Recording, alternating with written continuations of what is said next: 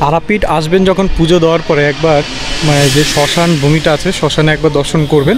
এদিকটা হচ্ছে ইলেকট্রিক চুল্লি, আর এখানটায় যে কাঠে পোড়ানো ওই জায়গাটা, এই দুটো জায়গায় এই জায়গাটা মা তারার খুব পবিত্র একটা স্থান, মানে বলতে পারেন বামাখ্যাপা এখানেই কিন্তু সিদ্ধি লাভ করেছিলেন। প্রত্যেকটা অমাবস্যা এবং কৌশিক অমাবস্যা কিন্তু এখানে ধ্যানযজ্ঞ করায়, মানে বিভিন্ন রকম সাধু সন্ত যারা আছেন তারা কিন্তু এখানেই হোমযজ্ঞগুলো করেন, যে রাত্রি অমাবস্যার কালে তারা মাকে ভোগ দিয়েছে, ভোগ অর্পণ করেছে।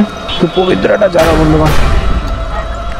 অমাবস্যার সময় আসবেন না, কৌশিক অমাবস্যা, এখানে শুধু তান্ত্রিক, ঠিক আছে, তারপরে বিভিন্ন রকম তারাপীঠের যে সাধকরা আছে সাধকদের দেখতে পারবেন। এখানে বিভিন্ন রকম তন্ত্র সাধনা, কালা জাদু, ব্ল্যাক ম্যাজিক এসব করে।